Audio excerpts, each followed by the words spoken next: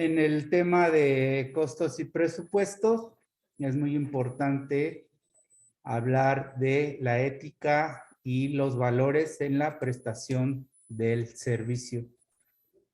Debemos entender por ética a la parte de la filosofía que trata sobre la moral y las obligaciones que poseen los hombres. Es un conjunto de normas morales que rigen la conducta de la persona en cualquier ámbito de la vida. Es muy importante que entendamos el concepto de la ética porque es muy común que la confundamos con la moral. La moral es un objetivo perteneciente o relativo a las acciones o costumbres de las personas desde el punto de vista de su obrar en relación con el bien o el mal y en función de su vida individual y sobre todo colectiva. Las profesiones, así como tales, son expresiones de la actividad humana cooperativa. Es decir, las prácticas profesionales son comunitarias y tienen por función satisfacer determinadas necesidades de las personas, de los miembros de una sociedad. Es decir, que nosotros sí vamos a satisfacer una necesidad social. Los principios básicos en ética profesional son el respeto y confidencialidad de la información, respeto a normas y reglas del derecho. Recuerden que nosotros vamos a estar trabajando dentro de un marco legal y todas estas leyes están dirigidas a promover el orden y el respeto entre las personas de una sociedad y eso lo dicta la ley. Debe tener conciencia profesional, actuar con lealtad y buena intención y tener sentido de responsabilidad. Los valores humanos es un conjunto de virtudes que posee una persona u organización que determinan el comportamiento e interacción con otros individuos y el espacio. Regulan las acciones de las personas. A manera de recordatorio voy a mencionar algunos valores humanos que debemos de tener claros en el desempeño de nuestra actividad, así como la honestidad, que es un valor o cualidad propio de los seres humanos que tiene una estrecha relación con los principios de verdad y justicia y con la integridad moral. La responsabilidad es el cumplimiento de las obligaciones o el cuidado al tomar decisiones o realizar algo.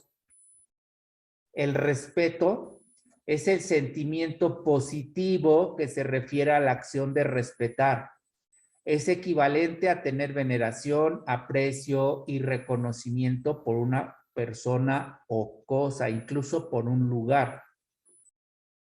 Tolerancia es el respeto y la aceptación que se tiene hacia opiniones, creencias, sentimientos o ideas de otros o cuando difieren o son antagónicas a las propias. El agradecimiento es una actitud de reconocimiento por algo que se ha recibido, un beneficio, un gesto o un favor.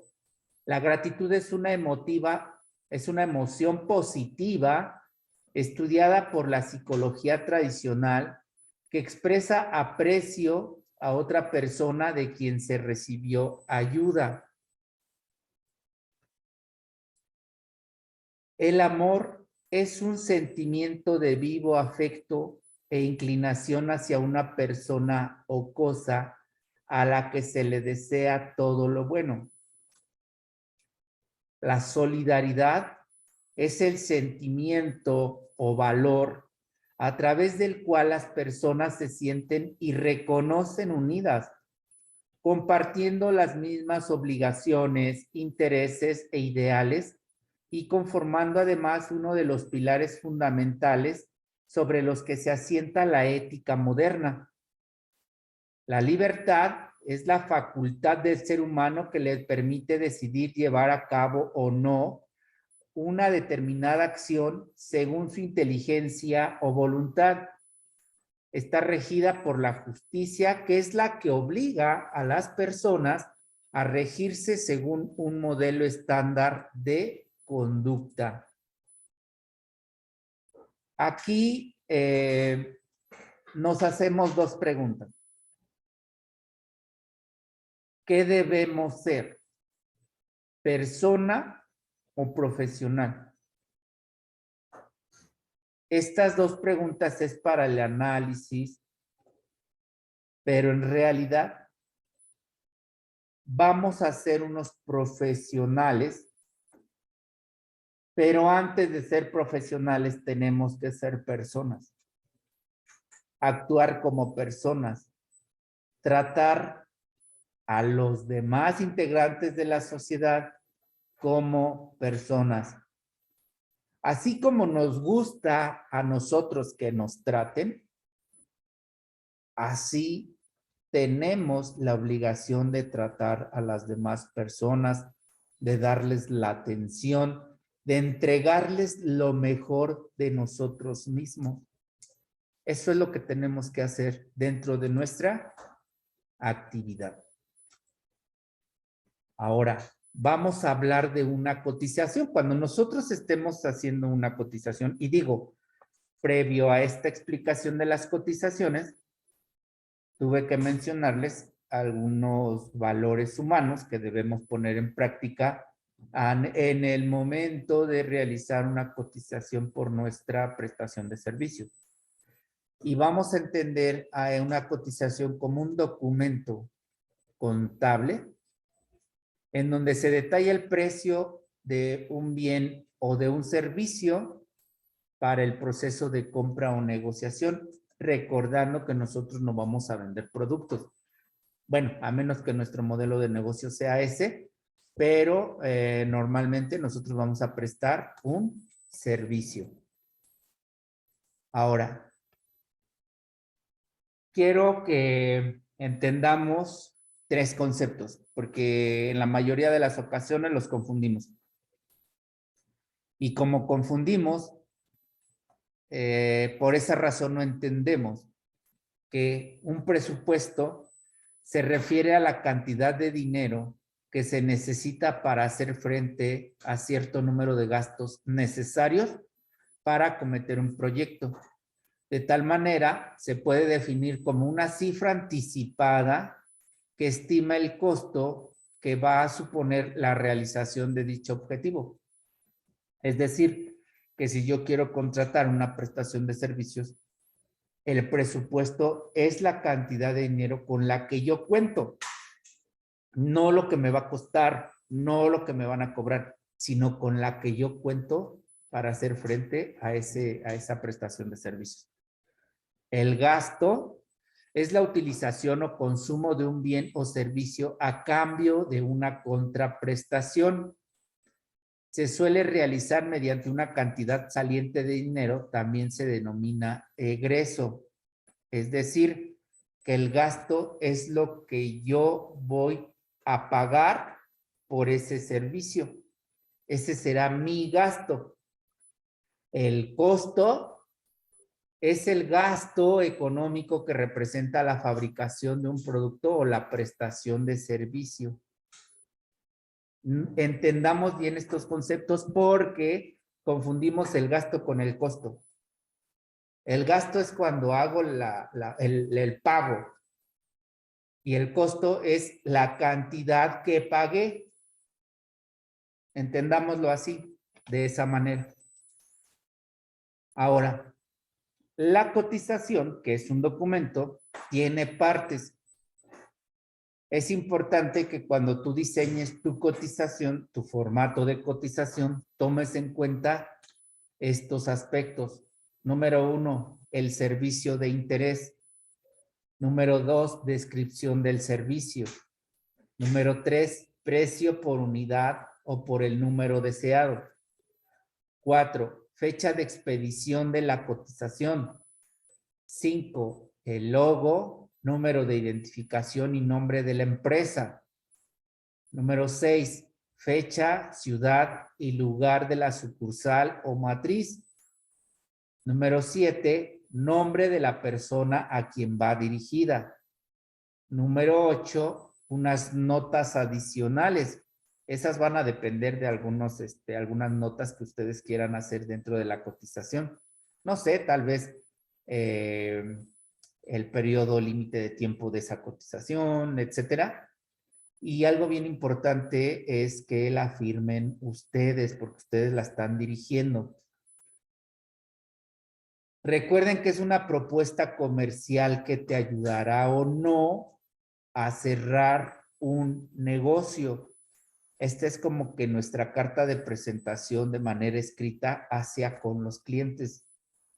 Por esa razón es que nosotros debemos de tener una buena escritura, que se entienda lo que estamos escribiendo, sin faltas de ortografía, que seamos muy claros, muy puntuales en lo que estamos escribiendo en esa cotización. Eso es de suma importancia. Así que si no tienes, si no tienes una buena escritura, trata de ejercitar para modificar, para mejorar esa escritura. Si no tienes una buena ortografía, pues trata de trabajar en eso, porque es una forma de comunicación también la que vamos a tener con nuestros clientes. Bien.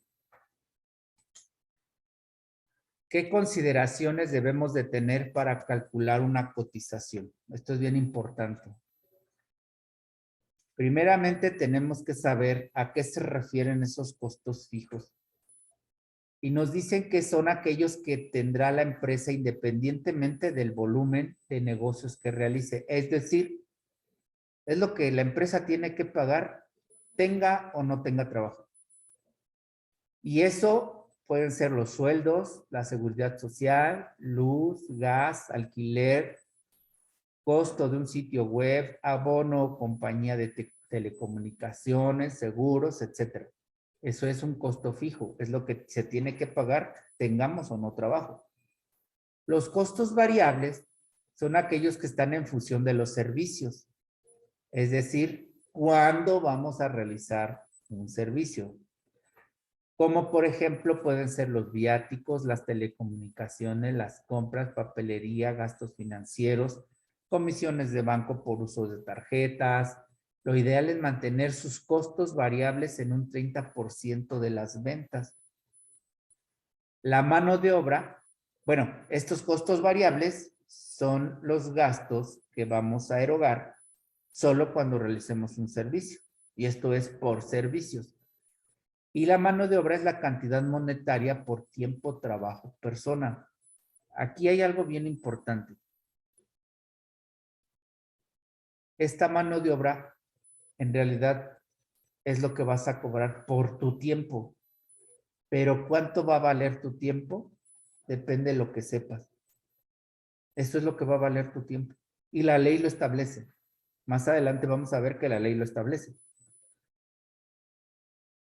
Los salarios mínimos que regirán en el país a partir del 1 de enero del 2022 fueron establecidos mediante resolución emitida por el Consejo de Representantes de la Comisión Nacional de los Salarios Mínimos el 1 de diciembre de 2021. La resolución fue publicada por el Diario Oficial de la Federación el día 8 de diciembre del 2021. Es decir, que las cifras que te voy a mencionar a continuación no las inventé. Esto es un producto de investigación y la ley lo establece. La ley a nosotros nos contempla como radiotécnicos, reparadores de aparatos eléctricos y electrónicos oficial. Es la persona que repara fallas o defectos en aparatos eléctricos y electrónicos. desmonta, repara o sustituye las piezas dañadas o defectuosas y hace las pruebas para verificar su correcto funcionamiento. Se auxilia de herramientas propias del oficio. En caso necesario, repara equipo de telecomunicaciones, de cómputo y celulares. Supervisa ayudantes. Así nos contempla la ley. Nosotros, nuestra actividad está dentro de un marco legal. Eso es importante que lo sepamos. Y entonces aquí puse una tabla comparativa, aclaro, comparativa, donde dentro de las profesiones, para que sepan más o menos cuánto gana cada quien o cuánto debiera ganar, estos son salarios mínimos, o sea, es lo mínimo que te pueden pagar si es que tú te contratas en una empresa. El radiotécnico reparador de aparatos eléctricos y electrónicos para el hogar oficial en la zona libre de la frontera norte del país tiene un salario mínimo de 260.34 pesos mexicanos. En el resto del país, el salario mínimo para nosotros es de 198.97 pesos mexicanos. Esto es por una jornada laboral. Y en la Ley Federal del Trabajo, en el artículo 61, si no mal recuerdo, nos establece que una jornada laboral es de máximo 8 horas diarias. Es decir, que si tú trabajas para una empresa 8 horas al día, te deben de pagar mínimo 198.97 pesos. Ahora, también aquí la Ley Federal del Trabajo nos establece que es el turno diurno, o sea, durante el día la jornada es de 8 horas. Hay un turno mixto, hay un turno nocturno y varía la cantidad de horas. Y eso lo establece la ley, no es que yo lo diga, eso lo establece la Ley Federal del Trabajo. Un técnico de audio, un sonidista, esta información es extraoficial porque la ley no contempla a estos personajes. Pero haciendo una investigación de campo, el salario mínimo de un sonidista es de 250 pesos diarios. Esto no es un salario que esté dentro de la ley, ni siquiera los contempla la ley a estos técnicos de audio o sonidistas. Bien. Ahora, aquí puse también unas cantidades para que comparemos. El electricista instalador y reparador de instalaciones eléctricas tiene un salario mínimo de 195.44 pesos. El carpintero en la fabricación y reparación de muebles oficial tiene un salario mínimo de 196.14 pesos. El herrero oficial o oficial de herrería, 192.92 pesos. Un peluquero y cultor de belleza tiene un salario de 187.34 pesos. Y un trabajador del hogar o una trabajadora del hogar tiene un salario mínimo de 187.92 pesos. Estos son salarios mínimos, o sea, es lo menos que pueden ganar. De acuerdo a convenio con el patrón, pues ya pueden ganar un poco más. Pero esto es lo que nos establece la ley, esto es lo que nos estipula la ley y estos son datos actualizados, vigentes en el año 2022. Si ustedes quieren consultar esos datos, lo pueden hacer en la Gaceta de Gobierno. No es cierto, en el Diario Oficial de la Federación. Ahí es donde está publicado esto. Ahora, vamos a realizar un ejemplo para que vayan tomando nota. Y nuestro ejemplo va a ser de una reparación de un mini componente Sony que no tiene audio, que se determina que el daño está en el amplificador y cuesta 600 pesos. De entonces aquí vamos a calcular nuestros gastos fijos, nuestros gastos variables, la mano de obra. Vamos a hacer de nuestro subtotal, hacemos una comparativa del precio subtotal y el precio mercado, hacemos el ajuste para emitir esa cotización.